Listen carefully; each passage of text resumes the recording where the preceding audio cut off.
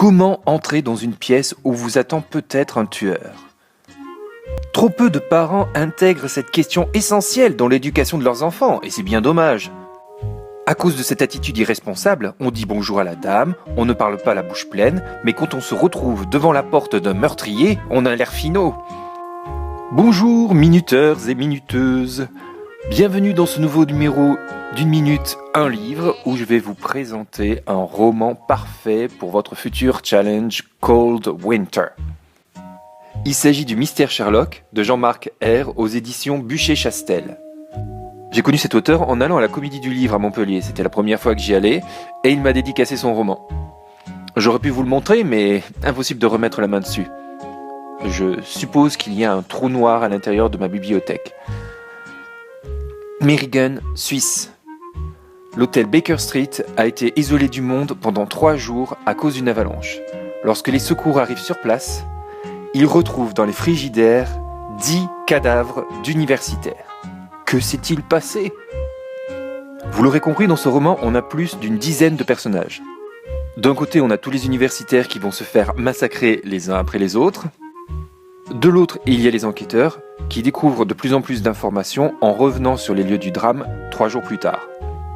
Dans ce roman, vous allez assister à un véritable jeu de massacre à la manière des 10 petits nègres d'Agatha Christie. Ce qui m'a adoré ce roman, c'est l'humour permanent. On est dans un pastiche très réussi, à la fois des romans de Sherlock Holmes et à la fois des romans d'Agatha Christie. C'est un hommage tout à fait plaisant. Ce roman est aussi une critique féroce du milieu universitaire.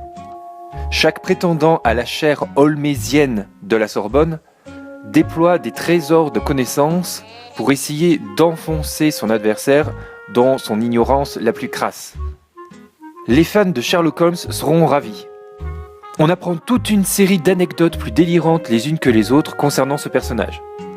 Enfin, il serait injuste de ne pas rendre hommage au talent de romancier de Jean-Marc R., qui a une écriture tout à fait délicieuse et qui, en plus, manie l'intrigue comme personne, puisque à la fin, lors de la révélation finale du pourquoi de ces meurtres, etc., il arrive encore à nous surprendre à 2 reprises, et j'ai vraiment apprécié ce moment-là.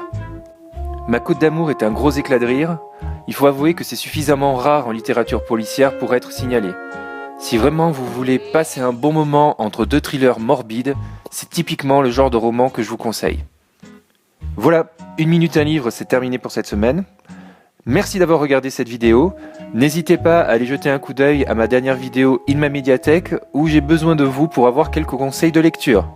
En attendant, je vous dis à la semaine prochaine, lisez bien, soyez bons, soyez beaux. Ciao!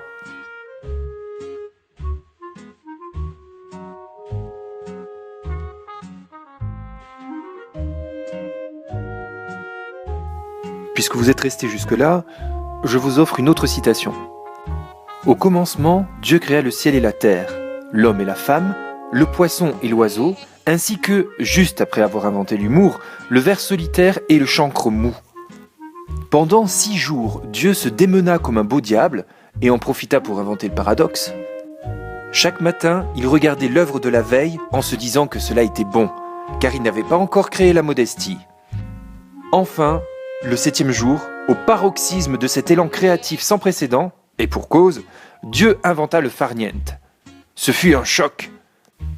Dieu se dit que cela était super bon, et depuis, on n'a plus de nouvelles.